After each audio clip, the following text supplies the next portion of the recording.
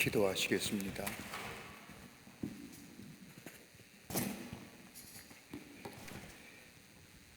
우리의 삶의 주관자 되시고 역사의 주인 되어 주시는 전능하신 하나님 아버지, 하나님께서 베푸신 은혜와 사랑, 또 인도하심과 지키심을 생각할 때에 하나님 앞에 감사와 찬송을 돌려 보냅니다.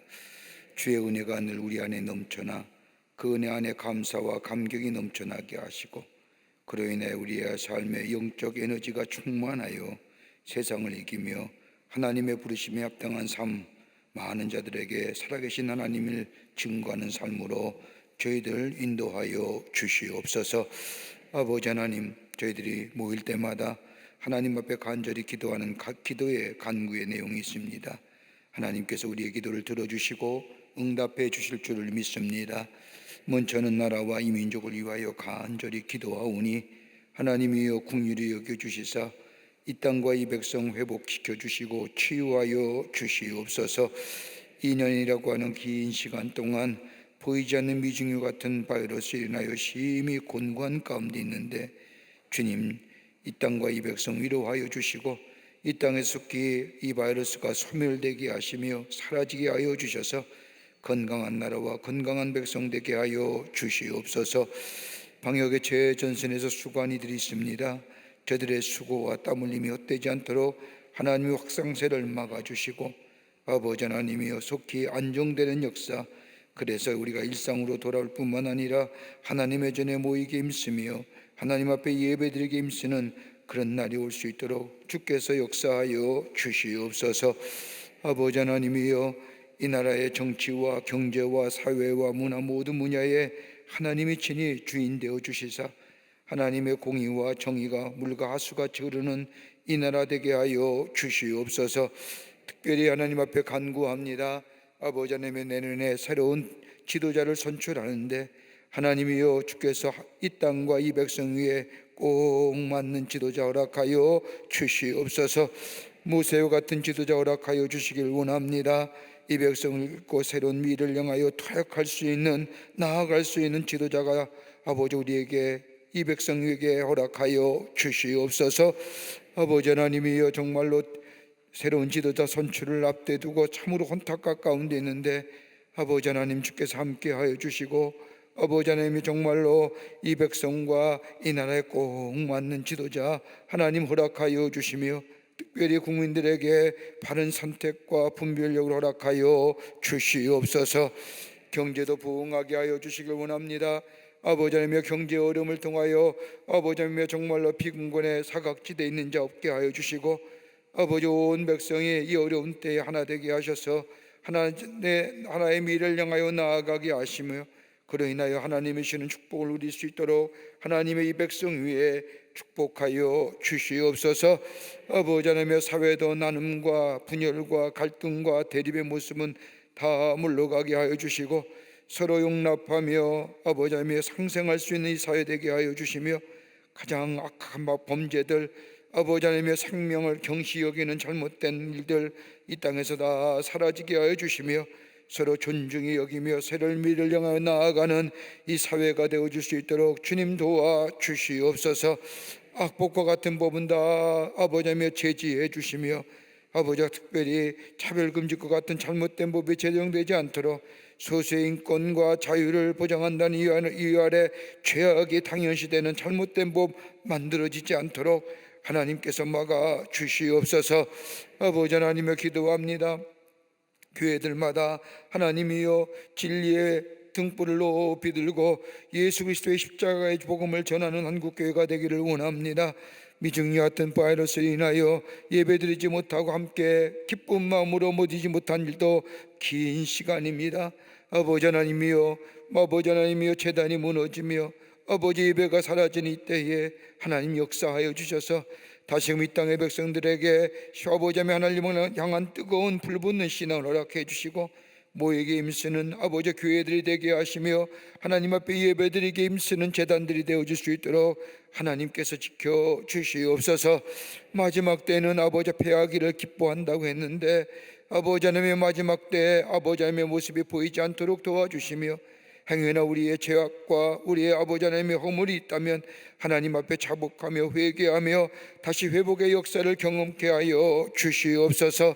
아버지 하나님의 기도합니다. 광림의 재단을 특별히 사랑해 주셔서 하나님의 거룩한 역사에 앞서가게 하심에 감사를 드립니다.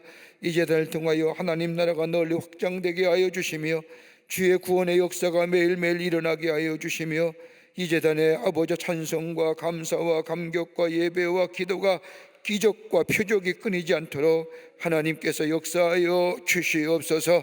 들어오고 나가는 발걸음마다 복된 발걸음 되게 하여 주시며 하나님 전에 나와 기도하며 예배드릴 때마다 저들의 상한 심령이 치유함 받게 하시며 기도할 때마다 하늘의 문이 열려지는 놀라운 이적을 경험케 하여 주시며 아버지 하나님의 체험의 역사, 만지심의 역사, 회복의 역사가 넘쳐나는 이 재단이 되게 하여 주시옵소서.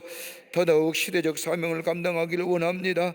아버지 하나님, 이 재단을 세우신 것은 땅끝까지로 복음의 증인된 사명 감당하기 위해서 이 재단을 세우셨는데 아무리 코로나가 기승을 부리고 아버지 하나님의 말씀을 전하지 못한다 할지라도 주께서 우리에게 주시는 말씀처럼 때를 얻든지 못 얻든지 주의 전하기를 주의 말씀 전하기를 힘쓰라는 것처럼 하나님의 말씀을 전함으로 하나님 나라의 확장을 가져오는 데 귀하게 쓰임받는 주의 재단이 되게 하여 주시옵소서. 기관과 부서마다 부흥의 역사가 있기를 원합니다. 모이게 힘쓰게 하여 주시며 특별히 아버지 하나님의 우리 재단의 미래의 세대인 교회학교 위에 축복해 주셔서 어린 심령들 주의 전에 나와 하나님의 말씀을 배우며 아버지 말씀으로 양육받으며 우리 중고등부 아버지 하나님의 정말로 질풍노도 같은 시기에 예수님 붙잡고 승리케 하여 주시며 아버지 하나님, 우리 새벽 일시 같은 청년들 하나님께서 지켜주시자 저들의 꿈과 비전이 하나님 안에서 이루어지는 역사가 있게 하여 주셔서 이 교회와 이 나라의 하나님 나라의 미래의 주인공들이 주의 재단에 많이 나올 수 있도록 하나님 은총을 허락하여 주시옵소서. 수고하신 교사들이 위해 함께하여 주시고 성령으로 충만케 하시며 은혜와 사랑으로 넘쳐나게 하여 주셔서 주의 사명 감당케 하여 주시옵소서. 아버지 하나님의 5대양 6대주에 흩어져 있는 우리 광림의 선교지에 함께하여 주시며 특별히 아버지 하나님의 선교사들마다 하나님 지켜보호하여 주시며 세우신 주의 종들 위해 함께해 주셔서 아버지 바이러스로부터 보호해 주시며 아버지 어렵고 힘들다 할지라도 하나님 손 붙잡고 이겨 승리하며 하나님 나라의 확장을 가져오는 귀한 선교센터들이 다 되게 하여 주시옵소서. 국내외 선교지에 축복해 주시며 지역을 섬기며 예수 그리스도의 생명의 구주가 되심을 전하는 국내 선교지가 되게 하시며 남교회와 서교회와 북교회와 그 밖에 아버지 하나님의 병원 선교와 교육 선교와 군 선교와 그 밖에 모든 특수 선교 위에 하나님 함께하여 주시옵소서. 우리 가정 위에 함께해 주시고 하나님의 은혜와 사랑이 충만하게 하여 주시며 입을 열 때마다 하나님 지금까지 지켜주신 은혜 감사하며 찬송과 감사의 고백이 넘쳐나는, 그래서 우리 안에 새로운 하나님의 영적 에너지를 공급받고 승리하는 우리의 가정들이 다 되게 하여 주시옵소서. 악한 영의 역사는 한 길로 왔다가도 7길로 도망가게 하여 주시며 주님 붙잡고 승리케 하여 주시옵소서. 어렵을 때마다 세상 바라보며 아버지 하나님의 남들과 비교하며 사는 것이 아니라 위를 쳐다보 하나님 앞에 아버지 하나님의 하늘의 시선을 향하여 주의 도우심을 구하는 하나님의 거룩한 백성들, 구별된 백성들 되게 하여 주시옵소서. 아버지 하나님의 자녀들도 지켜주시고 의인의 우선의 삶을 살아갈 수 있도록 도와주시며 의인의 자녀는 거식함이 없다고 했사오니 우리의 자녀들 의인의 자녀입니다. 의인의 우선들입니다. 천배 만배 하나님의 축복이 임하게 하여 주시옵소서. 오늘도 주의 말씀을 배우고자 합니다. 오늘서부터 우리 트리니티 성석 공부가 12주 동안 진행이 됩니다. 에스라와 느헤미야와 에스더의 말씀을 가지고 어떻게 하나님이 저들을 저 긴 포로의 생활 속에서 회복시켜 치유하시어 하나님의 구속의 역사에 쓰임받는 하나님의 사람들로 세우는가, 우리가 같이 말씀을 나누며 우리 또한 하나님의 구속의 역사에 귀하게 쓰임받는 결단이 있어지는 이 성경 공부가 되게 하여 주시옵소서.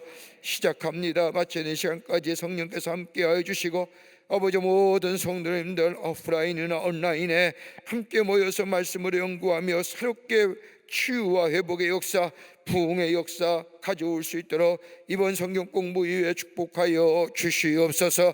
이 성경 공부를 위해 수고하시는 자원봉사자들이 참 많습니다. 저들 축복해 주시고 섬김의 마음으로 정성껏 봉사하는 것 하나님이여 기억하시고 많은 것으로 채워 주시옵소서. 우리 모든 광림의 권속들 말씀으로 새로워지게 하시고 말씀 안에 거하게 하시고 말씀으로 위로받게 하시며 말씀으로 치유받게 하시며 말씀으로 창조의 역사를 경험케 하여 주시옵소서. 하나님이 도우시고 인도해 주실 줄 믿으며 주님 영광 받아 주시는 시간으로 삼아 주실 줄 믿으며 예수님의 이름으로 기도하옵나이다. 아멘. 할렐루야. 오늘서부터 우리가 2021년도 가을 학기 성경 공부를 시작합니다. 시간이 참 빠르죠. 봄학기 성경 공부 마친 지 엊그제 같은데 벌써 가을이 돼서 찬바람이 아침 저녁으로 솔솔 불고 코로나 때문에 시간 가는 줄도 모르시나 봅니다. 가을이 됐습니다. 오늘서부터 우리가 12주 동안 우리가 에스라와 느헤미야와 에스더의 말씀을 가지고 하나님이 어떻게 이스라엘 백성을 회복시키시고 또 하나님의 구속의 역사에 세움받았는가 우리가 말씀을 보면서 우리의 상한 심령, 우리의 아픈 마음 회복케 하시고 치유케 하시는 손길을 경험하며 주시는 말씀 가슴에 새기고 주의 말씀 따라 삶으로 우리 안에 새로운 하나님의 창조의 역사를 경험하는 이번 성경 공부가 되기를 바랍니다. 시작하는데 우리가 끝까지 12주 동안 공부합니다. 그러니까 전반기 12주, 후반기 12주에서 24주 공부하는데 1년에 6개월 공부하는 겁니다. 여러분 잘 참석하시고 또 온라인, 오프라인 구별 없이 다 참여해 주시기를 바랍니다. 그런 프로그램은 없는지 모르겠어요. 성경 공부 온라인에 들어왔으면 클릭으로 내가 참석했다는 것을 증명하는 게 아니라 그냥 들어오는 순간 아, 저 사람은 참석했어 해서 빨간불이 탁 들어오는 그런 프로그램은 없습니까? 아직 그건 아직 발명을 안 했나 봐요. 좀 했으면 좋겠습니다. 딱 온라인으로 들어와서 화면을 딱 켜는 순간 참석 뭐 이렇게. 요새는 교회 안 가는 거 이렇게 걸어 안 가도 클릭만 손가락으로 까딱하면 교회 가는 걸로 되어 있잖아요. 온라인의 가장 허점이에요. 까딱해놓고 딴 일 하잖아요. 설거지하고 귀는 또 듣는다고 하는데 물소리에 그 설교 말씀이 들리겠어요? 또 벨소리에 뭐 온갖 노이즈에 집중이 안 되잖아요. 여러분 그래도 아무리 온라인이 뭐해도 여러분 내 눈으로 직접 가서 보고 만지고 사는 게 그게 정확하지. 아무리 홈쇼핑 맨날 해봐요 반품만 많이 하지. 안 그래요? 안 그래요? 뭘 안 그래 안 그래긴요. 요즘에 제가 이제 아파트 사다 보니까 얼마나 택배 기사들이 많이 오는지 정말로 엘리베이터 기다리는데 시간이 얼마나 걸리는지 아침에 급할 때는 얼마나 짜증이 나는지 올라가면 그냥 7층이라고 하면 13층까지 눌러놓고 자기는 7층에 내려서 물건 딱 배송하고 내려오는 거 기다려 타고 오면 밑에 있는 사람들은 하염없이 기다리는 거예요. 그게 한두 집이어야지. 여러분은 안 그런 척 다 얼굴을 다 마스크로 가리고 안 그런 척까지만 다 그렇게 살잖아요. 그게 좋은 게 아니에요. 사람 만나고 얼굴 보고 관계성이 만나지고 이래야 되는데 이 코로나가 참 나쁜 거예요. 나쁜 거예요. 우리 성경 공부도 마찬가지입니다. 12주 동안 할 수만 있다면 좌석이 넓으니까 오셔서 같이 말씀을 나누고 현장이 중요한 거예요. 라이브가 중요한 거예요. 라이브가 오셔서 같이 함께 12주 동안 말씀을 나누는 시간 되시기를 바랍니다. 우리 옆에 이게 악수도 못하고 말도 못하죠? 그래요. 그냥 옆 사람들하고 목례 한번 할까요? 잘 오셨습니다 라고 인사들 나누시죠? 그래요. 감사합니다. 교회 소식 몇 가지 좀 알려드릴게요. 우리 광림 선한 나눔 운동 우리가 다음 주 명절 전주까지 하게 됩니다. 여러분, 명절에 우리가 지금 코로나 때문에 건 2년 동안 참 어려운 가운데 당하는데 정말 우리 주변에 힘든 이들이 참 많습니다. 근데 뭐 선뜻 이렇게 도와주는 사람이 없어요. 왜도 안 도와주냐? 나라가 맨날 돈 준다고 밖에 안 하잖아요. 나라가 돈 준다니까 뭐 이렇게 돕는 일, 또 남들과 나누는 일 안 해요. 그러다 보니까 어려운 사람들이 많아요. 우리가 선한 나눔 운동, 우리도 힘들고 어렵지만 그럼에도 불구하고 우리가 좀 함께 더불어서 함께 모아서 어려운 이웃과 특별히 우리가 선교사들 돕는 일에 여러분 좀 우리가 힘썼으면 좋겠어요. 우리가 좀 도우면 성경 말씀대로 주는 자가 복된 거예요. 예? 받으면 조금 부자연스럽게, 주는 자유로운 거예요. 이 선한 나눔 운동 여러분 많은 분들이 헌신하시고 또 헌금도 하시고 물품도 가져오시고 또 제조업하시는 분은 집에 쌓아놨던 공장에 쌓아놨던 옷까지도 가져오시고 어떤 분은요 지난번에 가져온 그 유명한 개그맨이 했던 바디가드라고 하는 속옷도 뭐 엄청나게 갖다 놓고 뭐 교복도 갖다 놓고 그래서 다 분류해서 교복 같은 건 저 아프리카에 갖다 보내고 다 분류해서 가져오는 나눠주는데 이번 명절 앞두고 우리가 좀 이렇게 선교 박스를 만들어서 우리가 어려운 이웃에게 좀 돕는 그런 기회가 됐으면 좋겠습니다. 대략 우리가 한 1000여 박스를 만들 예정입니다. 그래서 저 어려운 데서 복음 전하는 제3세계에 계시는 동남아에 계시는 또 아프리카 계시는 선교사들에게 나눠드리고 또 이웃에게 강남구청도요, 강남에도 정말로 소외된 자 어려운 자 많아서 강남구청에도 드리고 어려운 이웃에게 좀 도와서 명절의 기쁨을 함께 나누고 또 그리스도의 사랑을 전하려고 합니다. 여러분 이럴 때 교회가 합심하여 하면 은혜롭습니다.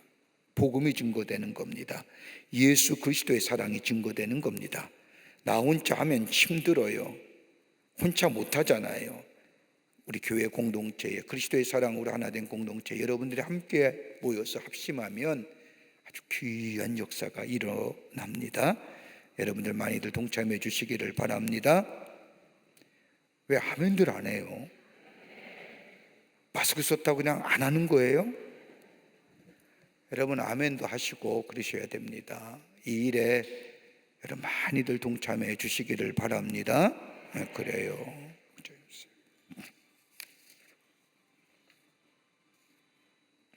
트리니티 과제물에 관한 이야기입니다. 오늘서부터 12주 동안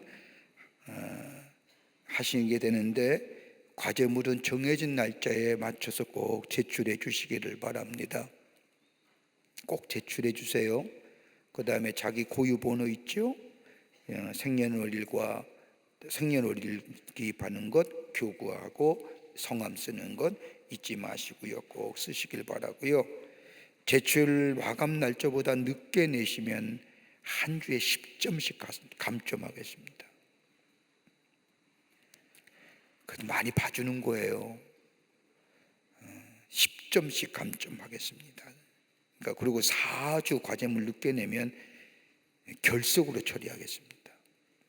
그러니까 이미 한번 내가 하기로 마음 먹었으면 성실하게 잘 했으면 좋겠습니다. 지속적으로 끝까지 12주예요. 빠지지 마시고 그렇게 참여해 주시기를 바랍니다. 성경 암송하실 분들 담당 전도사님에게 신청해 주시기를 바라고요. 기타 트리니티에 관한 문의는 우리 목회연구원에 여러분 전화해 주셔서 문의하시면 됩니다. 여러분들 이제 시작했으니 12주 동안 그러니까 빠짐없이 잘 공부해서 은혜 받고 또 새롭게 치유함 받고 회복되는 역사, 그 안에서 창조 역사를 경험하는 이번 성경 공부가 되기를 바랍니다.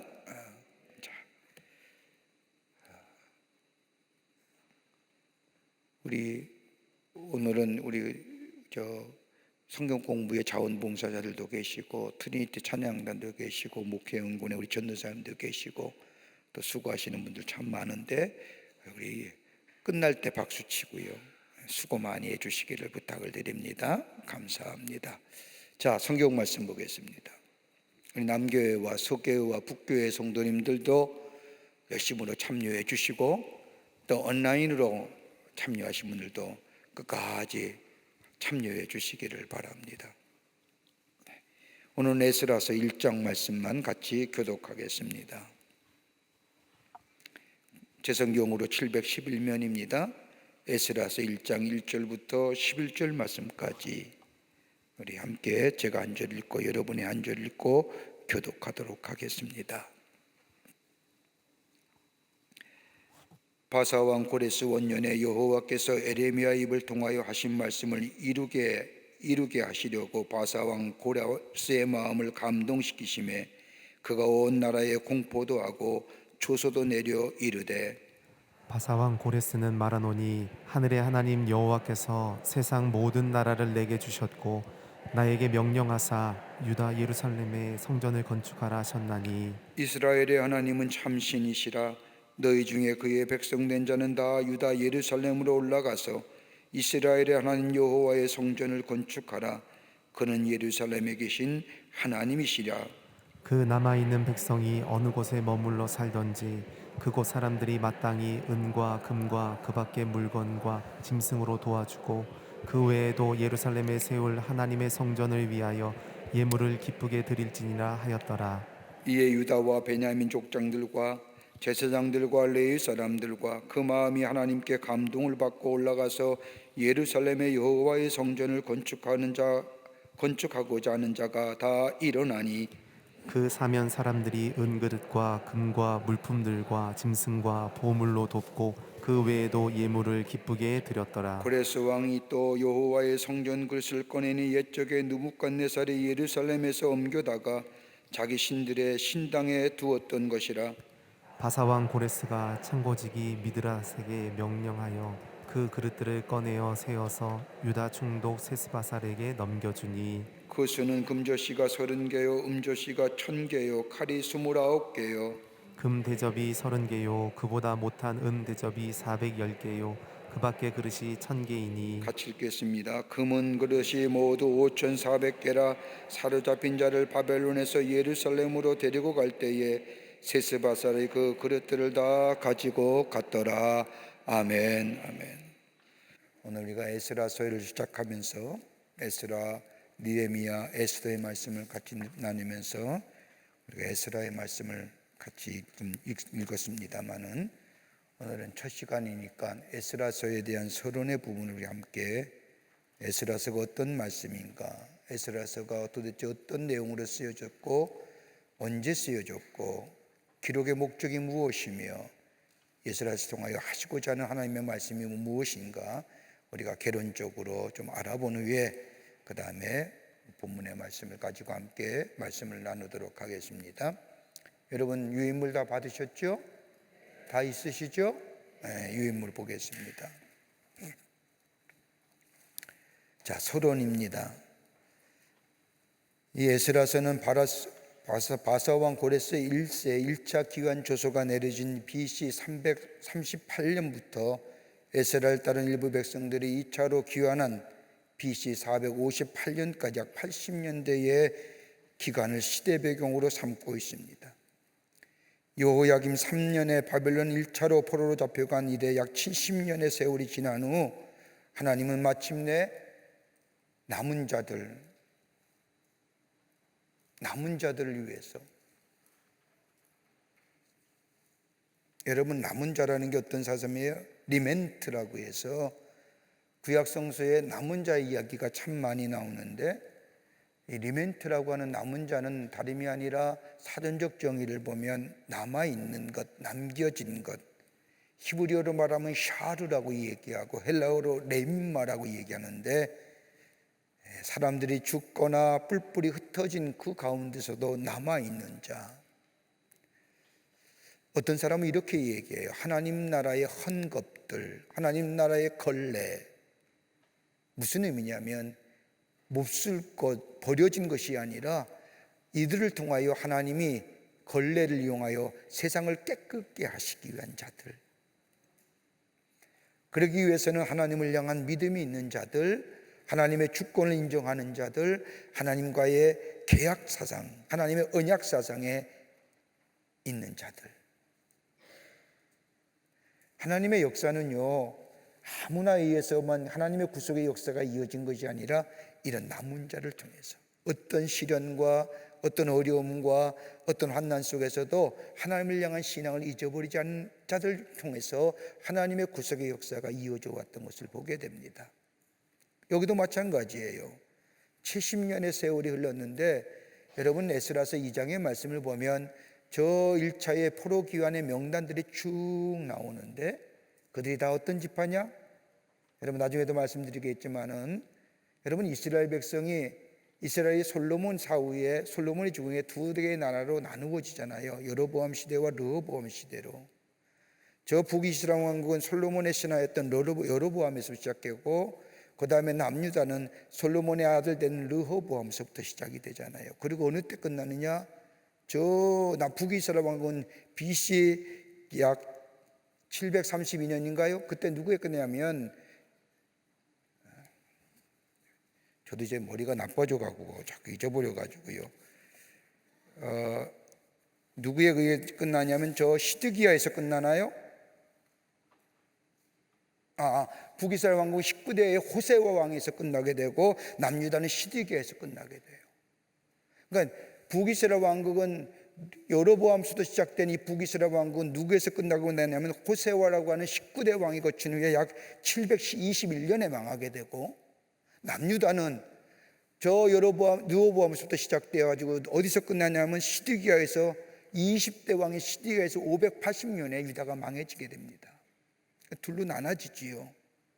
그리고 나서 저 이스라엘은 일찍 망했고 이 남유다는 바벨론에서 망하고, 그래서 약 70년 동안이나 바벨론의 바사라고 하는 제국 밑에 있다가 하나님의 특별한 은혜 가운데 돌아오게 되는데 1차의 기환 명단이 이 에스라서 2장에 나오는 거예요.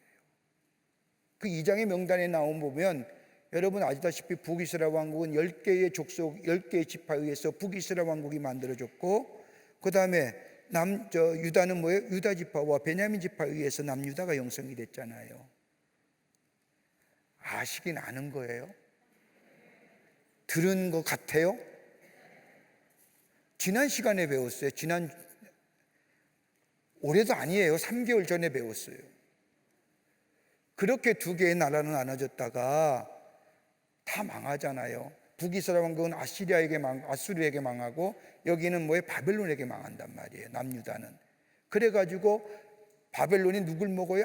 아수리아를 점령하잖아요. 그러니까 뭐예요?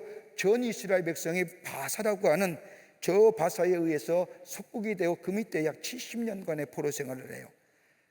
북이스라엘 왕국이 망할 때도 그렇고 남유다가 망할 때도 그렇고 성경의 예언, 하나님의 예언의 말씀처럼 초토화되고 말아요.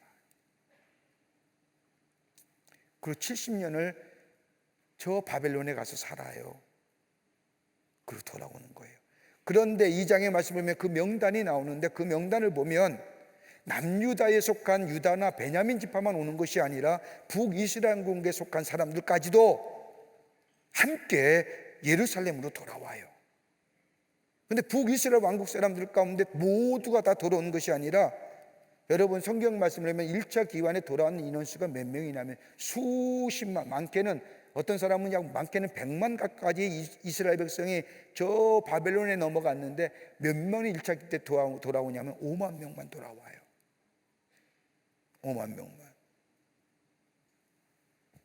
그러니까 정말로 하나님 앞에 하나님의 신앙을 가지고 하나님 앞에 언약의 백성으로서 신앙을 잃지 않은 자들만이 예루살렘에 그 총폐화되고 황폐화된 땅에 돌아와서 하나님의 성전 세우고 성곽을 세웁니다.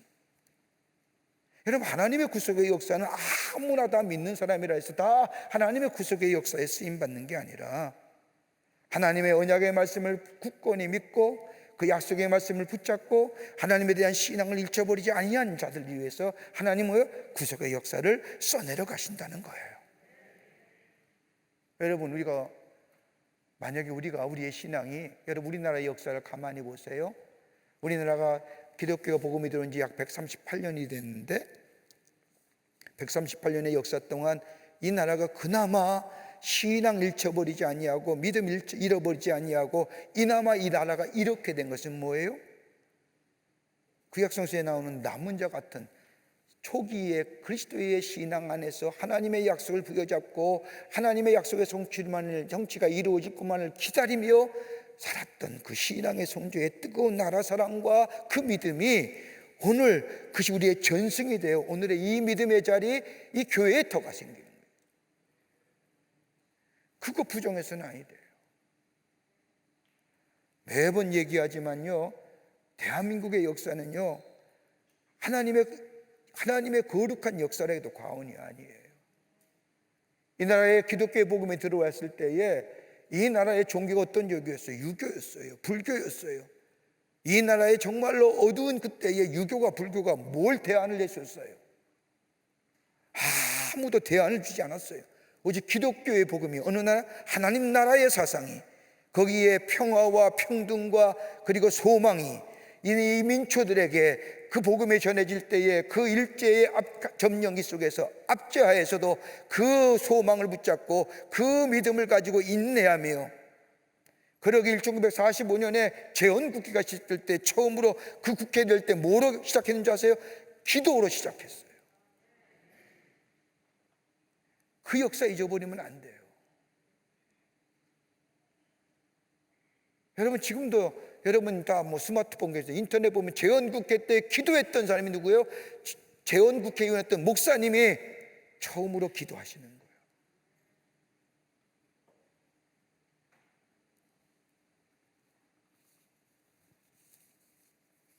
남은 자를 통해서예요. 하나님의 주권을 인정하는 자, 하나님의 약속 위에 서는 자, 그 약속의 성취가 이루어질 것을 믿는 자, 이거 있으면요 인내할 수 있는 거예요. 참아낼 수 있는 거예요. 이 남은 자를 통해서 하나님은 이스라엘 백성의 지위와 이스라엘 백성을 다시 한번 세우시고 하나님의 구속의 역사의 주인공으로 삼은 거예요. 다 온 게 아니에요.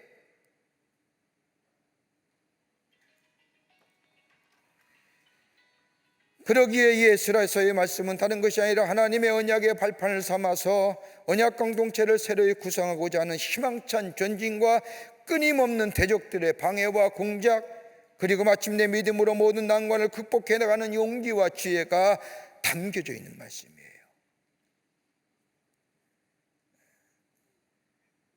제목은 뭐냐면 다른 것이 아니라 에스라와 느헤미야가 한 권의 책으로 취급하고 있지만 저 탈무드나 맞소라고 하는 유대의 구전으로 나오는 저 지혜 같은 그 문헌들에는 이 에스라와 느헤미야가 같은 시대에 같이 쓰여졌다, 사실 연속성이 있지요.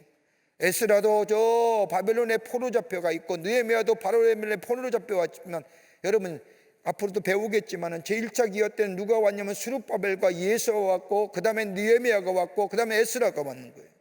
그래서 연속성상에서의 바벨론에서부터 돌아온 자들, 저 1차에는 스룹바벨과 예수라는 선지자와 그리고 느헤미야와 그 다음에 에스라고 하는 사람이, 그러기에 에스라와 느헤미야와 같이 보는 것이 있지만은, 그러나 오늘은 에스라서는 다름이 아니라 예루살렘 재건에 매진한 저 학사와 그리고 제사장인 에스라 이름에서 따왔기에 에스라서다. 저자가 누구냐? 에스라. 그의 직업은 뭐냐? 학사. 학사가 뭘까요? 랍비가 아니라 가르치는 자, 교사라고 하는 거예요. 성경 교사, 하나님의 말씀을 가르치는 교사.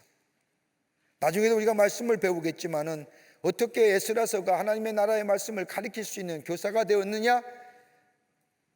성경 말씀을 보면 이 에스라는 저 바사의 왕의 지금에 말하면 문헌을 관리하는 사람이었어요.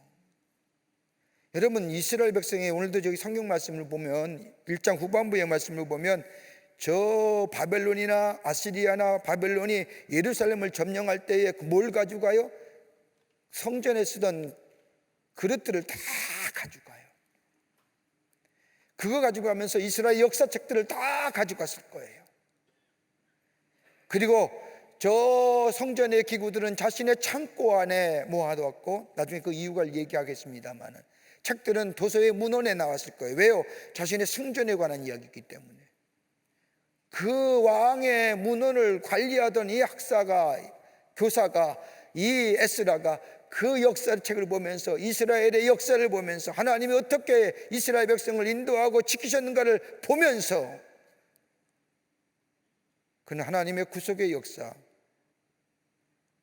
하나님의 언약의 이야기, 그것을 적은 거예요. 그래서 에스라예요. 저자는 누구냐? 모세 율법에 익숙한 자라고 얘기하기 때문에 흔히들 에스라가 쓰지 않았다고 얘기할지 모르지만은 가만히 보면 이 안에 제사장 관점에서 쓰여진 심오한 사상, 하나님의 나라, 하나님에 관한 이야기, 이스라엘 백성의 역사, 이건 분명히 정말로 에스라가 아니면 쓸 수 없을. 그래서 저자는 에스라이다. 기록연대는 언제쯤 될까? 가만히 보면 약 BC 444년 귀환한 그때에 기록된 것이다.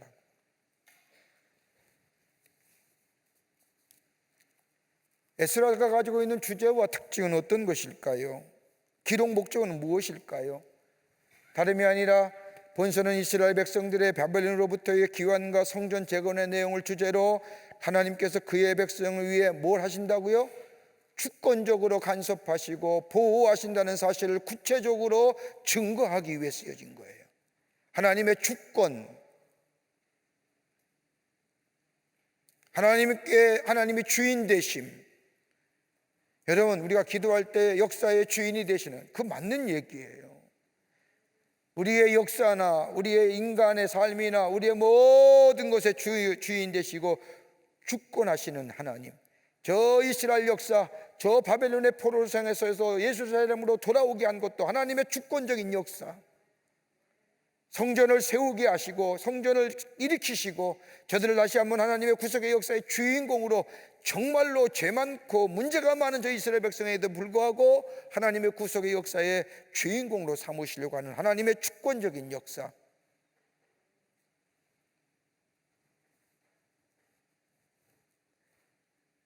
그러기에 하나님은 죄악으로 인해 더럽혀진 언약의 백성 이스라엘을 정화하기 위하여 민족의 열망과 포로 생활이라는 역경 속으로 몰아셨고 정화적인 계획 아래서 다시금 백성들의 마음을 감동시켜 하나님의 마음에 맞는 일꾼을 보내어 예루살렘의 귀환과 더불어 예루살렘 성전의 재건 사업을 주도케 하시는 것. 여러분 구약 성경이나 구약 성경의 모든 것에다 어디에 초점을 맞춰요? 무수히 성경 공부할 때마다 말씀드리는 게 누구에게 초점이 맞춰져요? 구약 성서의 모든 이야기들이 누구요? 예수 그리스도예요. 이 에스라서도 마찬가지예요. 이 내용은 단순히 역사적인 사실을 얘기하고 증거하지만은 그러나 이 속에 담겨져 있는 궁극적인 증거코자 하는 이야기는 다름이 아니라 예수 그리스도의 영화로운 승리를 얘기하는 거예요.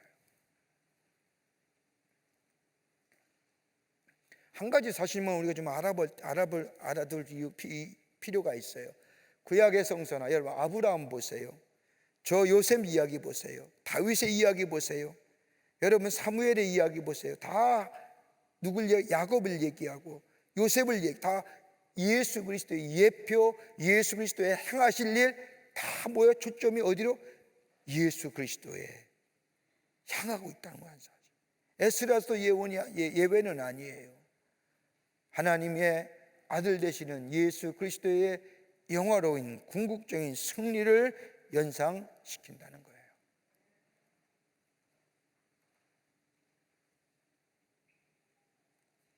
다섯 번째는요, 에스라서의 주제와 특징이 뭐냐라는 거예요. 제2의 출애굽이라고 불리는 포로기환의 역사를 보여주는 이 에스라서는 하나님의 특별한 섭리하에 이스라엘 백성들의 신앙 회복하고 하나님의 약속하신 가나안 땅에 정착해가는 모습을 보여주고 있는데, 첫째는 어떠냐? 다름이 아니라 성전이 재건되는 과정. 여러분, 성전의 재건은 단순히 회파된 하나님의 예배 처소, 하나님의 건물의 재건에 의미 있는 것이 아니라요, 여러분, 그 안에 뭐가 있어요? 종교 의식의 회복, 종교 행사들의 회복. 여러분, 우리가요 지금 신약의 시대에 와서는 행사나 그리고 여러 가지 의식이 별 의미 없다고 얘기하지만, 그래도 여러분, 의식과 저 행사가 중요해요. 여러분 한번 생각해 보세요. 항상 제가 예배 드릴 때마다, 예배학을 얘기할 때마다 말씀드려요. 예배가 여러분 우리가 일방적으로 드리는 예배고 하나님이 일방적으로 받으시는 예배요? 아니잖아요. 쌍방이잖아요. 여러분, 말씀만 전하고 말씀만 증거하면 무슨 의식이 뭘 필요해요. 그러나 예배라고 하는 것의 속에서 임내라든지 마지막 축도까지는 뭐예요? 그 하나하나 의식이, 하나하나 그 일이 하나님과 우리 안에 서로의 쌍방의 교환이에요. 자, 볼까요? 우리가 임내할 때에 성가대에 하나님을 향한 찬송의 영광송이 울리는 거예요. 닥사올로지가요. 우리가 예배드립니다. 하나님 영광 받으시옵소서. 여러분, 그냥 하는 거 아니에요. 예배를 알리는 것이 이 종소리가 아니라 저 성가대의 찬송으로 하나님이여 영광 받으시옵소서 닥사올로지 하는 거예요. 종친다고 야 종치는구나, 아니에요. 찬송과 영광을 돌리는 거예요. 그리고 들어와서 예배 드리잖아요. 하나님 앞에 찬송하는 거예요. 하나님의 살아계심이, 하나님의 영화로심이, 하나님의 주인 되심이 뭐예요? 우리의 입을 열어서 찬송하는 거예요. 신앙으로 고백하는 거예요. 그러면 하나님은 얼마나 기뻐하세요? 우리에게 그러면서 뭘 주세요? 우리에게 또 영광이 우리에게 기도하잖아요. 그러면 하나님께서 우리의 기도를 들으셔주시고 그 다음에 우리에게 뭘 주세요? 하나님은 말씀을 주시잖아요. 말씀을 주시면 우리가 너무너무 감격하잖아요. 그 감격과 감속 속에 뭐예요? 우리가 하나님 앞에 헌신을 얘기하잖아요. 헌금하시, 어포링 하는 거예요. 이게 헌금의 의미예요. 감동과 감격해서 주려, 말씀을 주심에 감동하는 거예요. 말씀을 주심에 감격해 하는 거예요. 그 말씀이 내게 힘이 되기 때문에, 말씀이 내게 위로가 되기 때문에, 그렇기 때문에 하나님 앞에 감사의 예물을 드리는 거예요. 그럼 하나님 그분을 얼마나 기뻐하세요? 그러면서 하나님 뭐예요? 축도하는 거예요. 축복해 주시는 거예요. 그 예배예요. 의식과 행사에 그것이 없다고 하면 그냥 강론하면 되지요. 강해하면 돼요. 근데 그게 아니라는 거예요. 성전의 재건은, 이스라엘의 성전의 재건은 단순히 건물만 세워지고 성벽만 세워지는 것이 아니라, 성전이라고 하는 재건은 뭐예요? 그 안에 예배의 의식과 예배의 행사, 속죄제일과 대속죄제일, 소제와 번제와 화목제와 여러분 이 제사의 형식과 다시 예배의 형식이 다 새롭게 세워져 가는 역사, 그 얘기하는 거예요.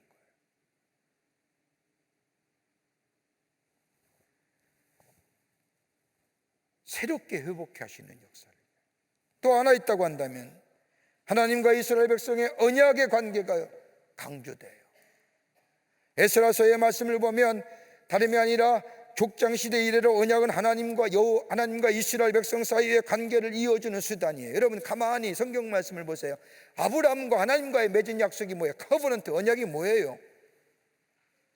너는 내가 지시한 땅으로 가라. 그리하면 뭐예요? 하늘의 별과 같이 바닷가의 모래와 같이 내 자손이 번성케 하고 너는 모든 복의 근원이 되고 민족의 조상이 되리라. 이스라엘 백성 하나님과 아브라함과 맺은 언약이에요. 거기에 뭐래요? 믿음으로 응답한 거예요. 아브라함은 일생 동안 한 번도 저 하늘의 별과 같이 바닷가의 모래와 같이 자손의 번성을 보지 못했어요. 봤어요? 달랑 아들 하나 낳았는데 그의 인생은 나그네 인생이었어요.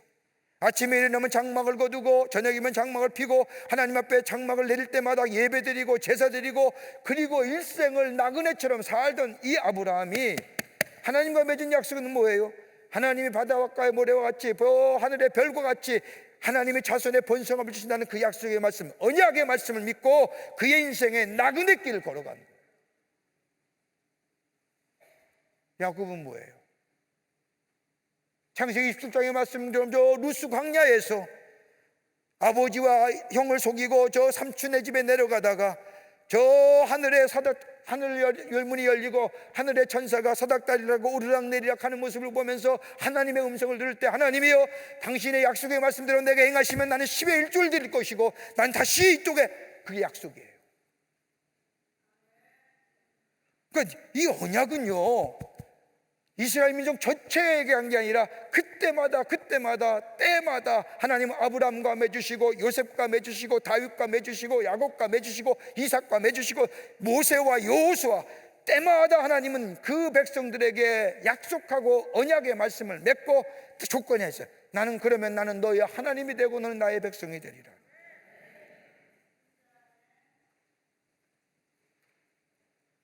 그 언약이라는 게 얼마나 심해요. 여러분도 하나님의 말씀 믿음 생활에서 하나님이 내게 주신 말씀이 있는지, 내게 주신 말씀이 있냐고요. 저는 꼭 그런 걸 물어봐요. 여러분의 일생에, 우리들의 삶의 일생에 있어서 꼭 하나님이 내게 주신 말씀이 있는가? 정말로 나의 신앙에, 나의 삶의 신앙의 모토로 삼는, 내가 아무리 힘들고 어렵더라도 내 이 말씀 붙잡고 내가 일어난 것처럼 이 말씀은 내게 주신 하나님의 약속의 말씀이라고 하는 커버넌트의 성격이 있는 그 말씀이 내게 있는지. 침 튀기면 안 된다고 했는데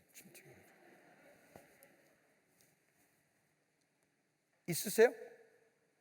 있으셔야 돼요. 이건 하나님이 내게 주신 언약이야, 내게 약속이야 라고 하는 거죠. 그래야 세상에 이길 힘이 있지요. 아브라함은 그 약속의 말씀 붙잡고 평생 나그네지만은 실망하고 좌절하고 넘어지지, 그 말씀 붙잡고 산 거예요. 요셉도 정말로 광야 같은, 한번 생각해 보세요. 17살의 나이에 애굽으로 팔려갔어요. 보디발의 종이 되고 그 집안의 모든 것을 맡아보는 자이고, 여자의 그 보디발 아내의 게임에도 승리하고 옥에 갇히고, 그 기간이 뭐야? 무려 14년이라는 세월은. 여러분, 그 14년 세월 동안 뭐 했을까요? 어떻게 이겼을까요? 성경 말씀에 보면 요셉은 하나님 앞에 언제나 정직하게 섰다는 거예요.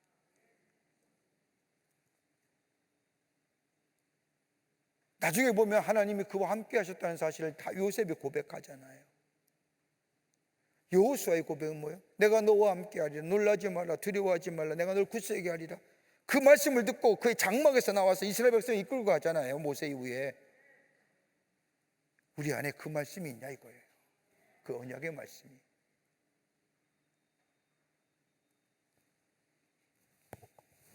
세 번째는요, 하나님의 언약의 백성을 보존하시는 하나님의 섭리,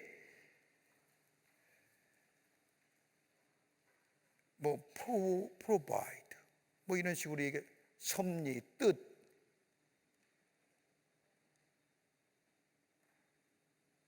또 하나 있다면 여호와 신앙의 순수성이에요.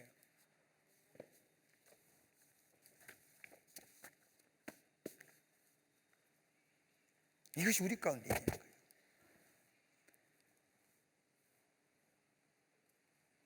이게 에스라서예요. 그러니까 에스라서의 말씀은 10장까지밖에 안 되지만은, 그러나 이 말씀 읽을 때마다 말이에요, 나중에도 또 2차의 포로기환의 명단이 나오고 3차 명단이 나오지만, 여러분 이 에스라서와 그 다음에 나온 느헤미야 말씀을 함께 잘 연관지어서 읽으면 공부하면 이렇게 큰 은혜가 돼요.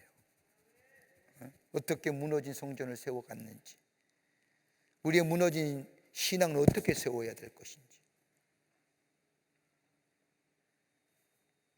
자, 1장 1절서부터 1장부터 하겠습니다. 자, 1장 1부터 11장 1장의 말씀은 다른 것이 아니라 고레스 왕의 조소에 관한 이야기가 나옵니다. 좀 여러분 유인물 좀 보십시오. 유인물 좀 읽으면서 여러분에게 말씀드리겠습니다.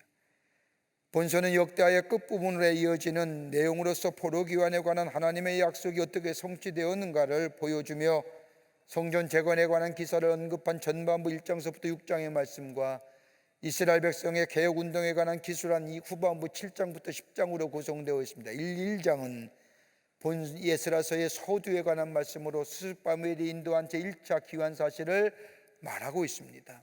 1차 기환은 스룹바벨에, 그리고 제사장 예수아가 왔고요, 2차는 느헤미야가 왔고 3차는 에스라가 왔죠. 페르시아 제국과의 고레스 왕은 앞서 중근동 지방에 제패했던 다른 왕들과는 전혀 다른 통치 성격을 갖고 있었는데, 그의 통치의 정책은 피종목민들을 그들의 본토에 그대로 살게 하는 것과, 두 번째는 피정복민의 종교를 최대한 보호한다는 것으로 요약될 수 있습니다. 여러분, 이거 좀 설명하자고 한다면요, 고레스 왕이라는 이야기는 저 이사야서 44장인가 42장에 한번 나와요. 하나님께서 이사야의 예언을 통해서 고레스 왕을 통하여 회복케 하시는 이야기를 이사야 선지자님이 이 역사가 있기 전에 얘기를 했어요. 근데 이 고레스 왕이라는 사람은 어땠냐면 다름이 아니라, 왜 이런 정책을 쳤냐면, 이 고레스 왕이 섬겼던, 바벨론에 섬겼던 신이 뭐냐면 마르묵이라고 하는 신이에요. 고레스 왕이 왕으로 즉위할 때에 이 마르묵이라는 신 앞에서 서약하기를 자신의 의무를 공고히 지킬 것을 다짐할 뿐만 아니라 피정복국에 대하여 신들의 경의를 표하는 거예요.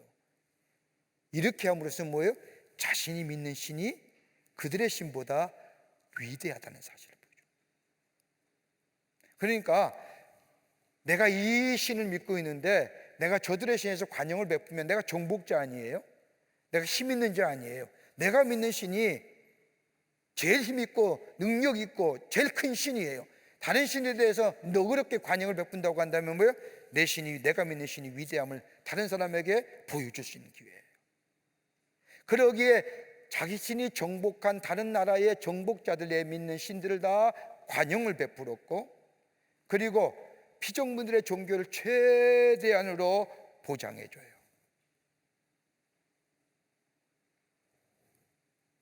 그런데 여러분 가만 보세요. 이러한 고레스의 통치 정책은 그 당시의 모든 약소국들에게 그대로 적용되었는데, 따라서 오직 이스라엘 백성들만이 고레스의 은총을 받은 것이 아니었습니다. 그럼에도 불구하고 여러분 성경 말씀을 보세요. 1장 뭐라고 나오냐면 1장 1절 말씀에 바사왕 고레스의 마음을 감동시키심에, 마음을 감동시키니까 누구예요? 하나님이에요.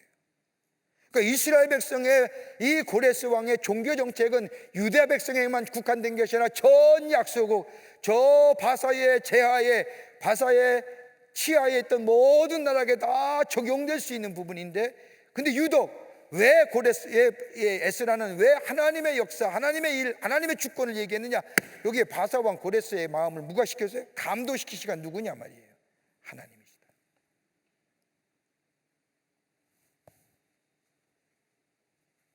그리고 이사야서 44장 28절 이하의 말씀을 보면 BC 8세기에 이미 고레스라는 이름의 한 왕이 하나님의 도구가 되어 이스라엘 백성들을 장차 있을 포로 생활에서 해방시킬 것이라고 예언하셨기 때문에 하나님의 주권적인 역사가 있었기 때문에. 그래서 본장 1장의 말씀은 인류의 뭐예요? 역사의 주관자는 바로 누구예요? 하나님이시라는 거예요.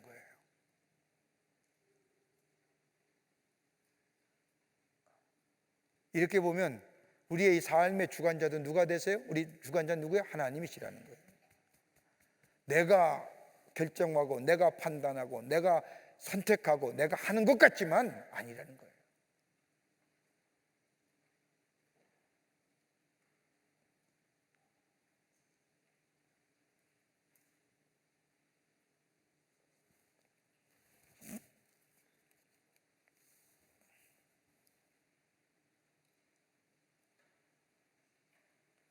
자, 1장 1절부터 4절 말씀은요, 이스라엘 백성에 대한 왕의 명령이 나옵니다. 고레스는 이스라엘 백성들의 귀환에 대한 명령과 그에 따른 바벨론 백성들이 취해야 할 일에 대하여, 그리고 성전 그리스도에 관한 명령들이 세 부분으로 나눠져 있는데, 그 첫 번째 명령을 1장 1절부터 4절까지 담고 있습니다. 고레스가 칙령을 내리게 된 배경과 더불어 그의 명령의 구체적인 내용에 대하여 증거하고 있는데, 다름이 아니라 이스라엘 백성이 예루살렘으로 돌아오는 가장 중요한 이유는 다름이 아니라 하나님의 성전의 재건이라고 하는 거예요. 재건이라고 하는 거예요.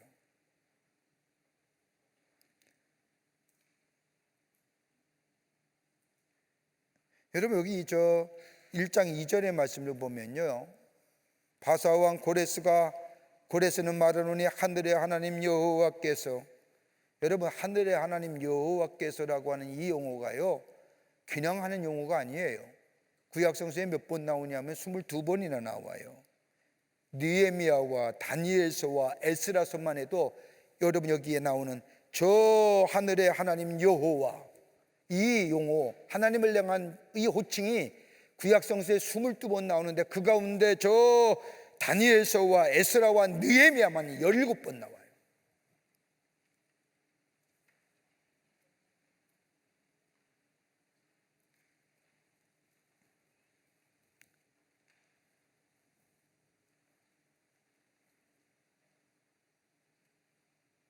특별히 하나님의 주권자 되심이, 하나님의 주인 되심이,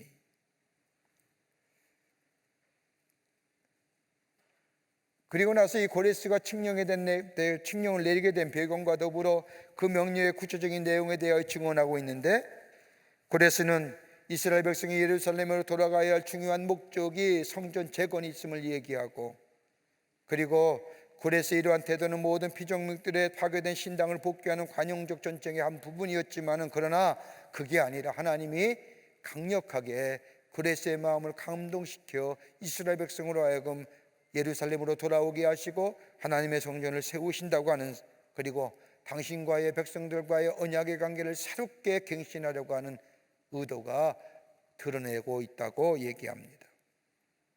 자, 보세요. 538년에 고레스 왕 원년에 마음을 감동이 돼요.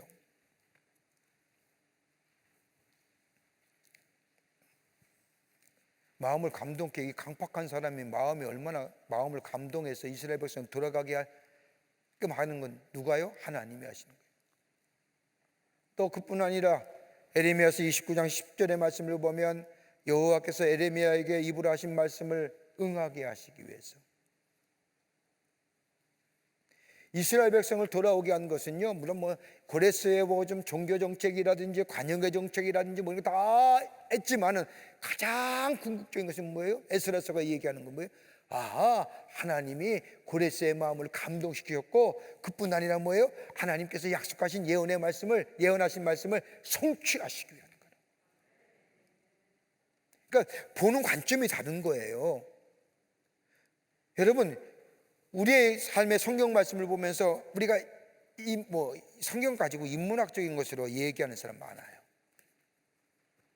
여러분, 그렇게 보면 안 되는 거예요. 역사, 하나님의 거룩한 역사를, 저 고레스가 당시에 폈던 정책이나 그런 그게 아니라, 하나님의 거룩한 역사는 하나님께서 고레스의 마음을 감동시켜 인간을 사용하셔서 하나님의 거룩한 역사를 이루어가실 뿐만 아니라 하나님께서 하시는 말씀, 그 약속의 말씀을 성취하시기 위한 말씀이라고 하는 거예요. 그러면서 뭐예요? 성전 재건을 허락하고, 그리고 예루살렘 모든 이스라엘 백성은 다 예루살렘으로 돌아가 하나님의 성전을 건축하고, 그러면서 뭐라고 고백해요? 이스라엘의 신이야말로 참신이라. 너희 하나님이 너희와 함께 하시기를 원하노라.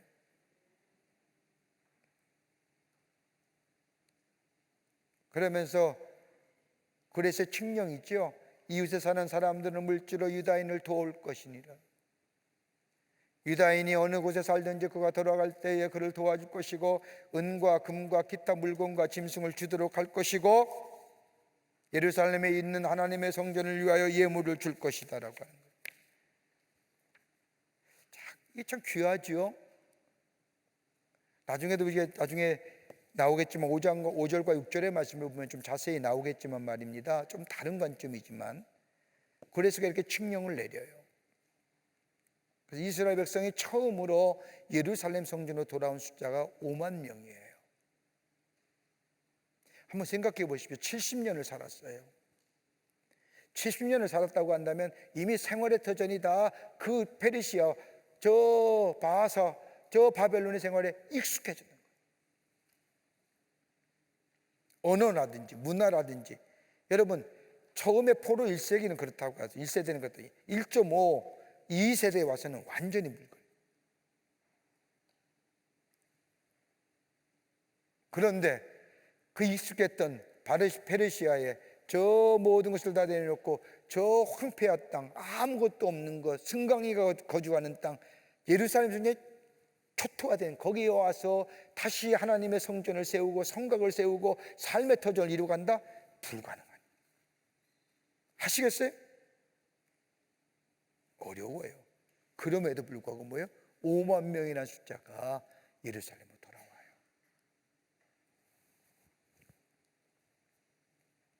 무슨 얘기냐? 다름 아닌 하나님의 은혜, 하나님의 도우심이라는. 두 번째로는 1장 5절부터 6절 말씀은 포로를 위한 준비예요. 귀환. 유대인들이 귀환을 결심해요. 수많은 유대인들은 그 바벨론에 정착하여 그대로 살기를 원했지만은 약 5만 명의 남은 자가 하나님의 감동을 받고 예루살렘 성전을 건축하고자 예루살렘으로 돌아옵니다. 주변 사람들이 은과 금과 기타 물건과 짐승과 보물을 다 돕니다. 그 외에도 예물을 즐거이 드립니다. 자, 여러분, 이거 좀 해석의 방향이, 성경의 말씀이 좀 해석의 방향이 좀 다릅니다. 물론 고레스의 칙령에 의해서 그른도 되고 금도 주고 보물도 주고 예물도 줘서 저 예루살렘으로 돌아가 예루살렘 성전을 건축하고 재건하는 데 쓰임 받지만은, 여러분, 엄밀한 얘기로 이렇게 얘기한 것은 고레스는 유다 백성들의 거주지 살던 원주민들에게 70년 동안 노예 생활한 이스라엘 백성들에 대한 적절한 대가로 배상할 것을 명령한 거예요. 그러니까 그 지역에 사는 사람들이, 유다 백성들이 저 예루살렘 성전으로, 물론 고레스 왕의 칙령과 조서에 의해서 예루살렘으로 돌아가고 하나님의 성전을 짓고 예배를 재건하지만은 가장 그 은과 금과 예물은 성전 건축을 위해서 쓰임 받으라고 조서를 내렸지만은 그 안에는 뭐예요? 70년에 대한 노예 생활에 대한 대가를 준 거예요. 여러분, 출애굽기의 말씀을 가만히 보세요. 이스라엘 백성이 출애굽할 때 뭘 가지고 나왔어요? 아무것도 안 가져 나왔잖아요. 그때 가져온 게 뭐예요? 은과 금과 이런 것들 갖고 나왔잖아요. 그래서 저 모세가 저 시내산에 올라가서 하나님의 말씀을 받을 때 저 산 밑에서 아론과 호리 중심이 돼서 뭐예요? 금송아지를 만들어서 그 앞에 절했잖아요. 금송아지 어디서 가져왔을까요? 애굽에서 가져온 거예요. 혹자는 그렇게 설교해요. 그렇게 얘기해요. 아, 급하게 나오느라고 가져온 것이 금부치기밖에, 금은 보석 그런 것만 가져왔을 것이다. 아니에요. 배상적 의미가 있는 거예요. 금과 은만 달랑 갖고 나오기 쉬워서 가지고 나온 것이 아니라 그 당시에 애굽에 있어서의 뭐랄까 긴 430년 동안의 노예 생활에 대한 배상의 의미가 그 안에 담겨져 있는, 그래서 금과 은 가져온 거예요. 여러분, 노예 생활에 무슨 금은이 있겠습니까? 아무리 430년의 긴 시간 동안 노예 생활했다가도 무슨 돈이 있고 물론 모으겠지요. 근데 금송아지 만들 만큼만의 큰 엄청난 액수의 엄청난 양의 금은이 있었을까요? 이렇게 따져볼 때에 애굽에서 이스라엘 백성이 탈출할 때에 배상적 의미로서의 금과 보석들을 주지 않았느냐. 여기도 마찬가지인 거예요. 고레스의 칙령은, 야, 이스라엘 백성이 저 예루살렘 들어갈 때 너희들이 저 예물을 주고 금과 보석을 주고 얘기하지만 그 안에 내면은 뭐예요? 70년에 대한 보상적 의미가 담겨져.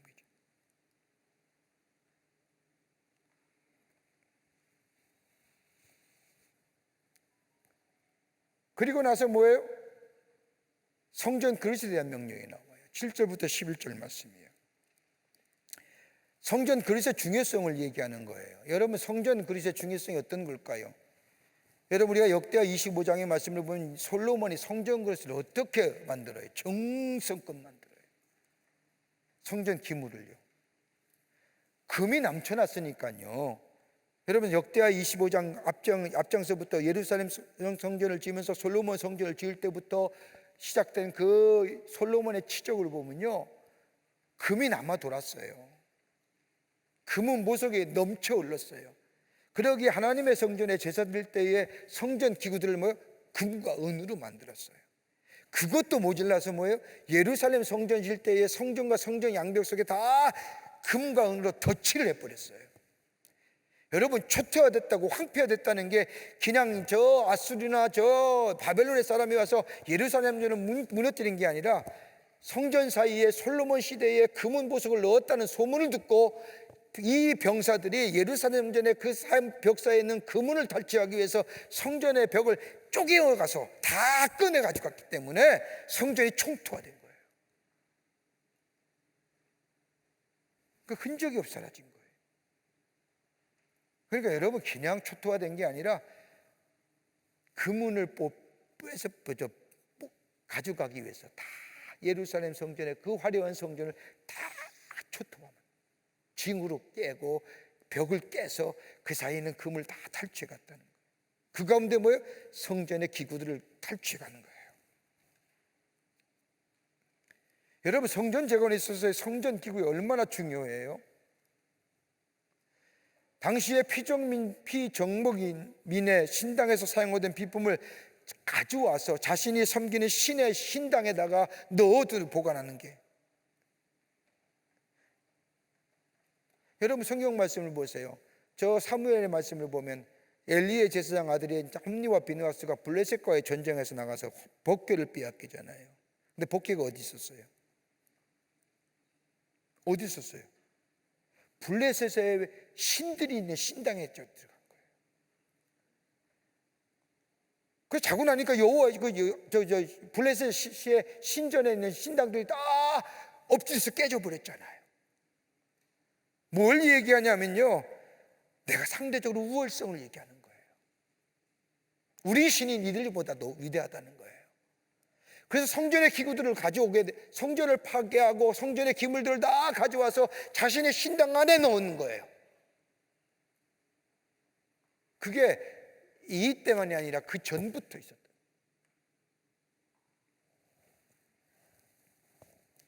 여러분, 이름으로써 뭐예요? 피정복 민족적 수치감을 가졌다는 거예요. 여호와 하나님은 우리가 믿는 신보다는 뭐예요? 낮은, 저급한 신. 우리가 믿는 신이 우월하던 신.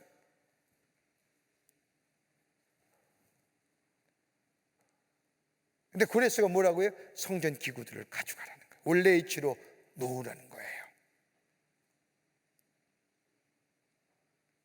예루살렘 성전으로 돌아가야 된다는 거예요.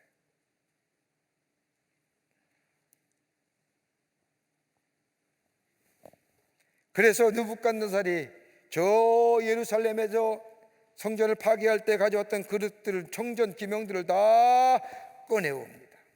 옛적에 느부갓네살이 예루살렘에서 옮겨다가 자기의 신들의 산당에 두었던 것들, 그 그릇이 도대체 몇 개냐? 금대접이 30개요, 은대접이 1000개요, 칼이 29개요, 금대접이 30개요, 은대접이 410개요, 그 밖에 그릇이 1000개요, 금은 그릇 모두가 5400개의 그릇을 다. 얼마나 솔로몬 시대에 금은이 남겨졌으면 하나님 앞에 쓰였던 그릇, 저 왕국에 썼던 그 금은 그릇을 다 꺼내와서 뭐예요? 가져가라.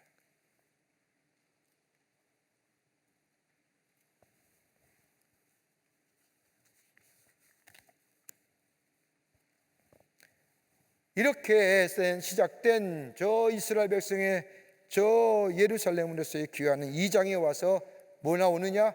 이름이 나와요. 여러분, 이름을 다 읽으려고 하면 끝 밑도 끝도 없어서 읽는 걸 안 했는데, 정말 도무지 이름이 얼마나 어떻게 자세히 적었을까? 여러분 가만히 보세요. 이 인물들은 하나님의 나라의 실체성을 구성할 사람들이에요. 2장에 와서는 이 스룹바벨의 지도하에 특정한 개인들과 단체가 유다가 귀환한 내용이 서술되어 있는데, 칙령에 따라 처음으로 귀환 포로의 명단을 얘기합니다. 어떤 사람이 나오느냐? 순서가 일반 백성과 제사장과 노래하는 자와 문지기와 다른 성전의 일꾼과 그리고 족보에 들어갈 수 없는 사람들과 이렇게 기록되어 있고, 결론적인 요약과 더불어 간략한 기록들이 나옵니다. 자, 보세요. 예루살렘으로 귀환한 사람들의 명단을 기록한 이유가 뭘까요? 다름이 아니라 이런 포괄적 명단을 통해 이 귀환이 유다 사회의 다양한 주요 계층들의 귀향이 없음을 말하기 위함이에요. 어떤 특별한 계층만 돌아온 게 아니라 이스라엘 백성의 전체가 돌아온 거예요. 또 하나는 하나님의 전을 지은 사람이 누군가를 밝히려고 하는 거예요. 여러분, 에스라와 느헤미야의 말씀을 가만히 보면 개인의 이름이 많이 나타나는데, 다름이 아니라 하나님의 성전은 누가 재건했으며 하나님의 성전은 어떻게 지어졌는가를 후세에 남기기 위해서, 저 스룹바벨이나 느헤미야나 에스라나 이런 사람만 공로, 예수아만 이런 사람만 공로가 있는 것이 아니라 저 예루살렘 성전과 예루살렘 성벽을 건축하는 데 쓴 모든 사람들 다 하나님의 귀한 성전을 짓는데 귀한 일을 했다는 것을, 공로를 알리기 위해서예요. 또 하나 있다고 한다면 누가 이스라엘에 속했는지를 보여주는 겁니다. 여러분, 이스라엘이라고 하는 표현은 옛 이스라엘의 합법적인 후손들이며 언약 공동체이며 하나님의 뭐예요? 약속의 상징자들이라는 것을, 남은 자를 얘기하는 거죠.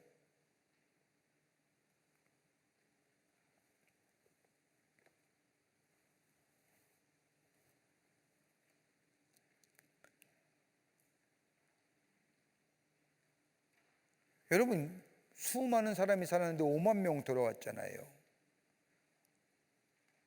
자기의 남은 것, 자기의 삶의 터전 다 내려놓고 하나님의 성전을 재건하기 위해서 돌아오는 사람들, 다름이 아니에요. 하나님의 부르심에 응답한 사람들이죠. 하나님의 부르심에 무딤으로 응답한 사람들, 그들의 이름을 기록하고 기억하기 위해서, 알리기 위해서. 여러분, 우리 교회 안에 이렇게 곳곳에 이렇게 명패 있잖아요. 그 의미가 같은 거예요. 그냥 여러분 아무 의미 없이 이렇게 명패 만든 거 아세요? 이게 성서적인 배경이 이런 배경이 있는 거예요. 우리가 하나님의 성전, 하나님의 기물을 얼마나 귀하게, 얼마나 정성껏 봉헌했는가 우리가 알고 기념하기 위해서. 저는 할 수만 있다면 우리 모든 성도님들, 우리 광림교회 성도님들 이름이 좀 기록됐으면 좋겠어요. 곳곳에, 네? 곳곳에 좀 이렇게 광고할 때 기쁨으로 해봐요. 여러분의 이름이 이 성전이 있는 한 평생 기리는 거예요. 오가면서 그때 그 권사님이 이걸, 여러분 저 종탑에 벌써 30년 40년 된 건물인데 거기에 뭐예요? 우리 지금 원로 장로님인데 집사님 때 그 헌신하셔가지고 그 명패가 있잖아요. 그대로 1980년에 집사일 때에 헌신하셔서 그 이름의 명패를 담았는데 그 지금은 왜 원로 장로님이세요? 여러분, 이 파이프 오르간 뒤쪽에 보면 이 파이프 오르간 봉헌하신 분들이 계세요. 네, 저 스테인그라스도 있어요. 그 뒤에 보면 명단이 있어요. 그때 누구예요? 지금은 원로장님 되신데 그때 집사님 때 봉헌하신 분들. 얼마나 귀해요. 여러분, 이 성전이 이 땅에 존재하는 한 만약에 그런 이름이 새겼다고 한다면 일평생 남는 거 아니에요? 신앙이 기려지는 거잖아요. 왜 그런 믿음의 결단을 우리가 못할까요? 하나님의 성전에 우리의 이름이 기록된다는 게 얼마나 아무나 지어요? 그건 믿음의 귀한 모습들 아니에요?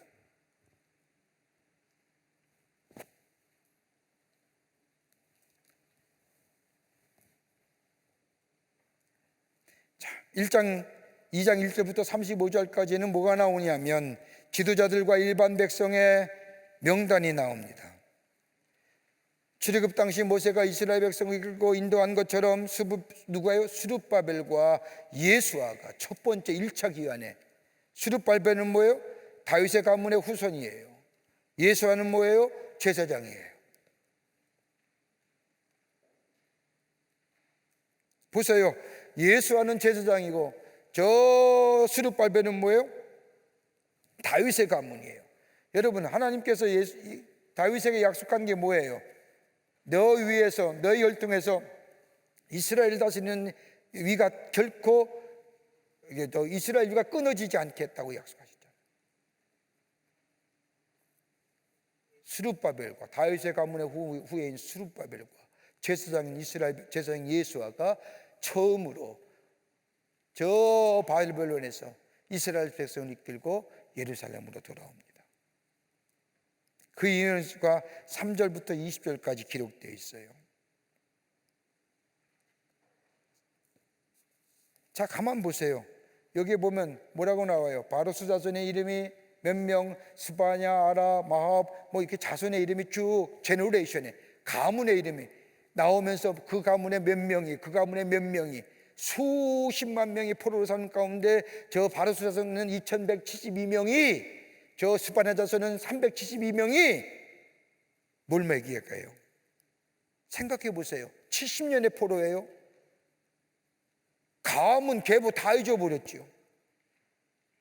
그럼에도 불구하고 자신들의 부모가 말해준, 자신의 선조들이 말해준 자신들의 계보가, 자신들이 어떤 족속인지, 자신이 어느 지파인지 그 잊지 않고 있었던 사람들, 그리고 저 하나님께서 에레미야에게 한 예언을 부모로부터 들었던 사람들, 믿음의 전승을 지켜나가는 자들이 돌아왔다는 거예요.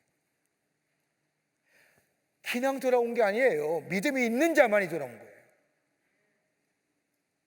아무나 돌아온 게 아니라니까요.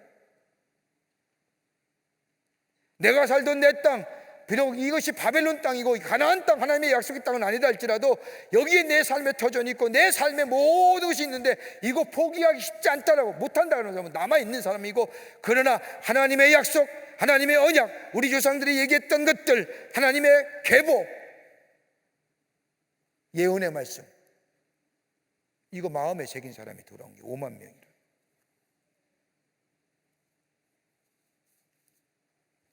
쉽지 않은 거예요.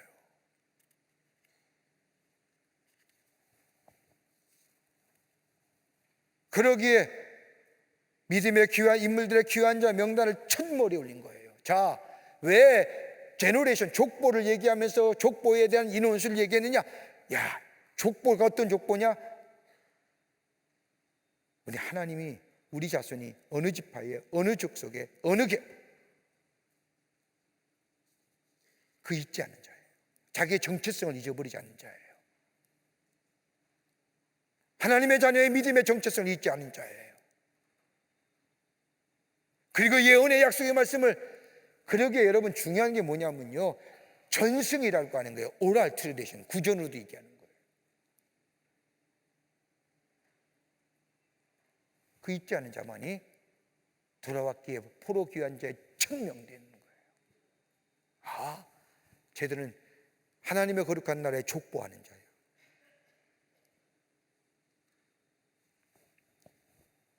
자신의 계보를 알고 있고 자신의 영적 고향을 알고 있는 자입니다. 종교의 신앙의 순수성을 가진 자이며,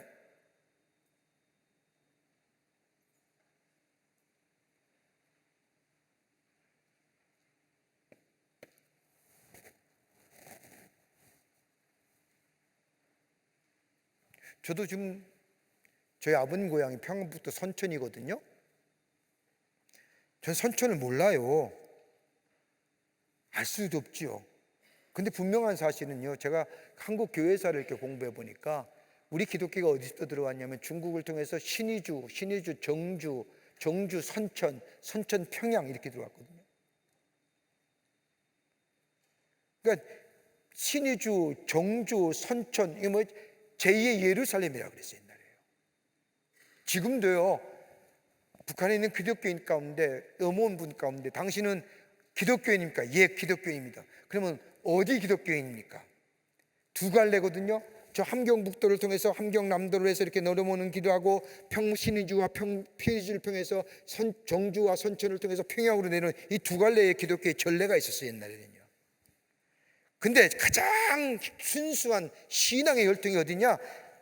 신의주, 정주, 선천, 평양, 이걸로 이어지는 거예요.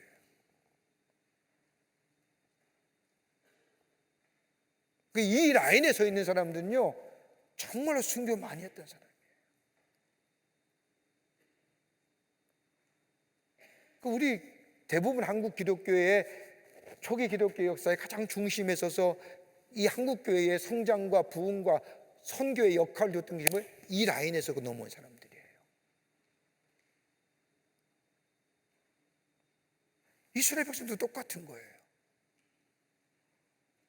70년의 세월이 흘렀는데 하나님이 누구인지, 모세가 누구인지, 여호수가 아브라함이 누구인지 다 잊어버린 그때에 우리의 족속은 누구요? 누구누구의 자손이요, 누구누구의 지파요, 우리의 조상은 하나님의 언약이 있지 않은 자들.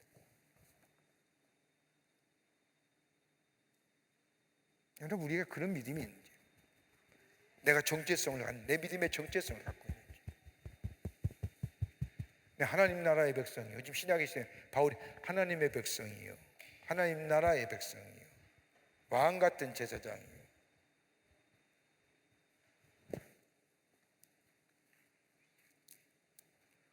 그 다음에 뭘 나오냐면 제사장 및 레위 사람의 명단이 나와요.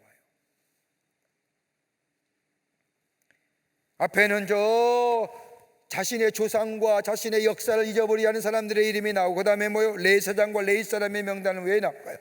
돌아가면 예배 드려야 될 거 아니에요. 종교 의식을 회복해야 될 거 아니에요. 종교 행사가 있어야 되지 않을까요?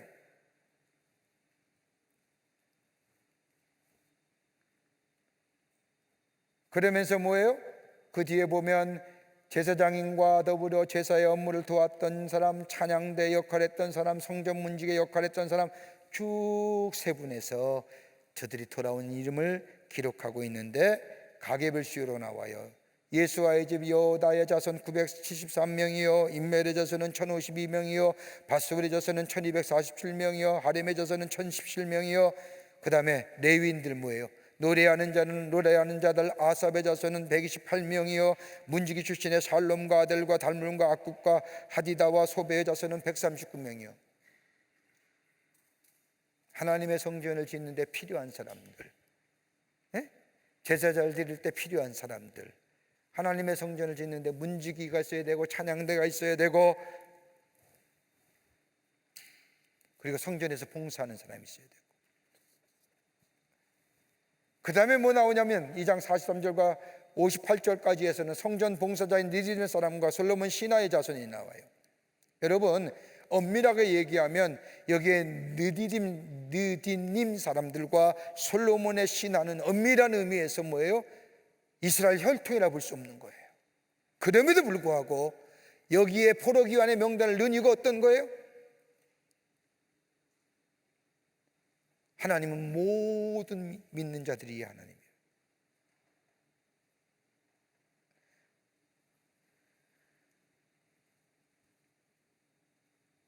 혈통상으로는 이들은 정말로 하나님 이스라엘 백성이 아니에요. 그런데도 이들이 이스라엘 백성의 무리 속에 포함된 것은 이스라엘 군대에 의해서 전쟁의 포로로 끌려왔기 때문이에요.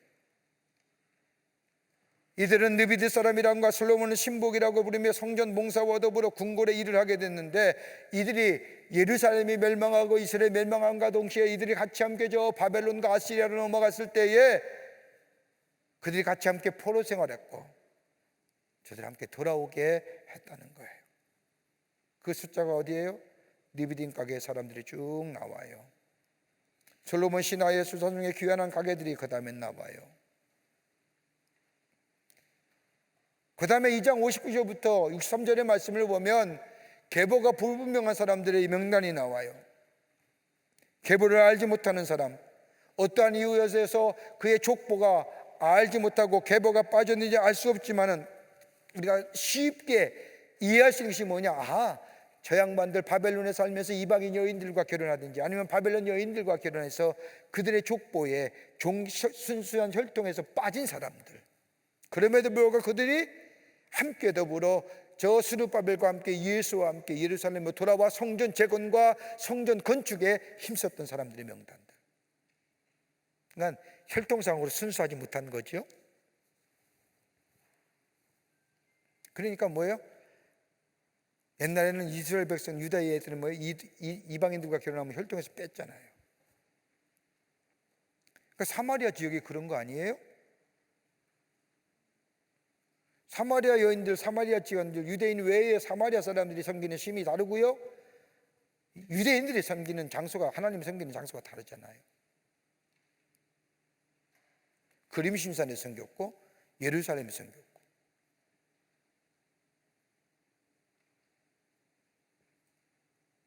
지금도 저 팔레스타인에 가면 팔레스타인과 유대인들의 지역이 다르잖아요. 팔레스타인은 어디야? 헤브론이잖아요. 유대인은 어디야? 예루살렘이잖아요. 달라요. 헤브론은 어떤 지역이에요? 다윗이 첫 번째로 왕이 돼서 부족의 왕이 됐을 때에 헤브론에다가 수도를 세우고 유다를 다스렸고, 왕이 된 후에 뭐가 돼요? 예루살렘에 옮기셔서 예루살렘 이스라엘을 다스렸던 거예요.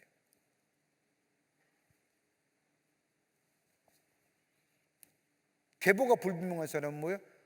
그중 가운데 저 이방인들과 결혼했든지 바벨론의 사람들과 결혼했든지 뭐 이런 사람들, 그래서 족보에서 빼진 사람들, 순수한 혈통이 아니잖아요. 그게 59절서부터 쭉 나옵니다.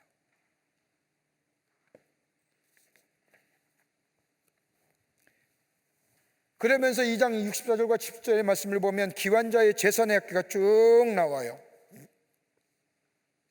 여러분, 무려 5만 명이 왔는데 이렇게 제사를 적을 정도라면 많이 가져왔을까, 적게 가져왔을까요?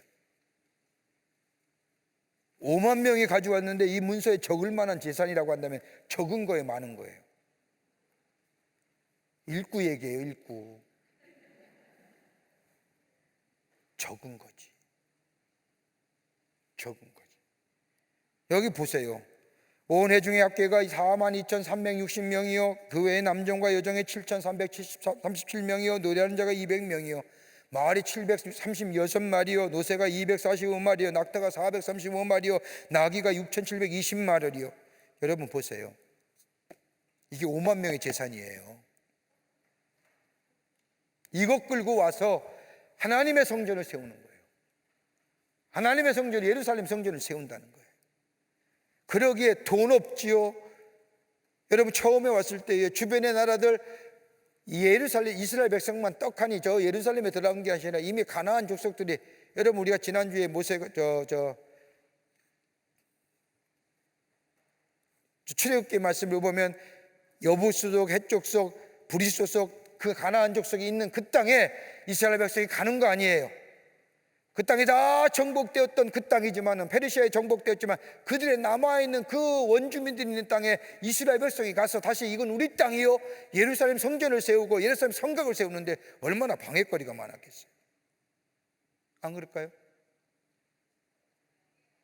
똑같은 거예요. 이미 이 팔레스타인 지금도 똑같은 거예요. 지금 왜 전쟁이 일어나느냐? 이미 팔레스타인 사람들이 거주했던 그 땅에 이스라엘 백성이 뭐야? 여기는 우리 땅이요, 하나님 우리에게 주신 땅이요, 그 땅을 사가지고 거기에 내 나라를 세우니까 팔레스타인하고 전쟁이 일어나는 거예요. 분쟁이 끊임없이.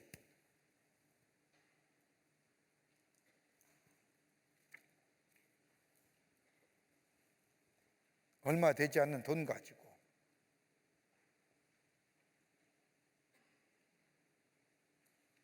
하나님 앞에 드려가며 하나님의 성전을 세운 재산이에요. 여기 다릭이란 나오는, 다릭이라고 하는 것은 페르시아의 화폐 단위를 얘기하는 거고요, 마하누는 것은 성경에 나오는 문화랑 같은 거예요. 5천만에는 5천문화, 1문화가 570g이에요. 1kg도 안 되죠. 0.5kg 정도 되죠. 그러니까 금 5천만에면 약 25,000kg.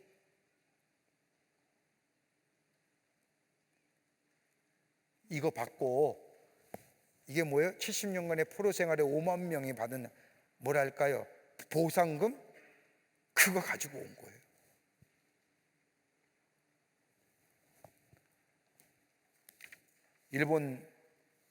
일본 애들이 우리나라에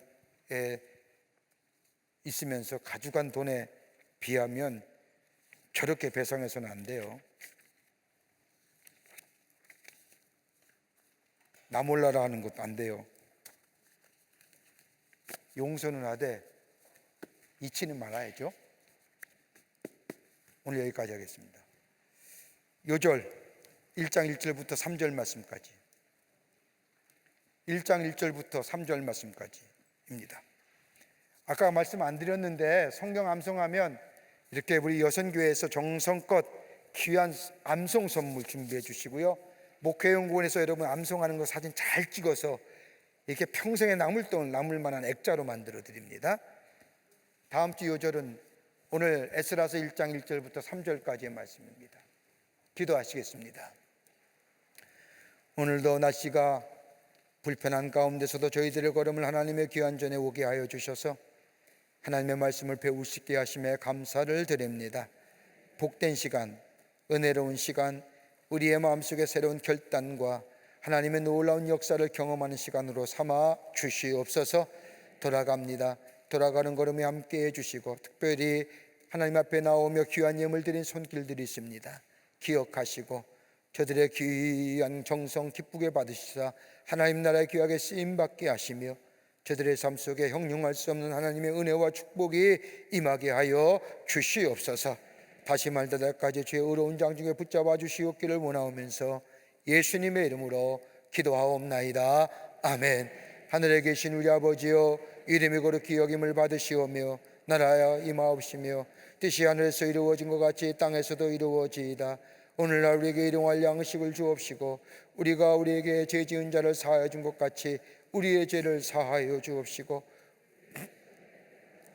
다만 악에서 구하옵소서. 대개 나라와 권세와 영광이 아버지께 영원히 있사옵나이다. 아멘. 감사합니다. 안녕히 들어가십시오.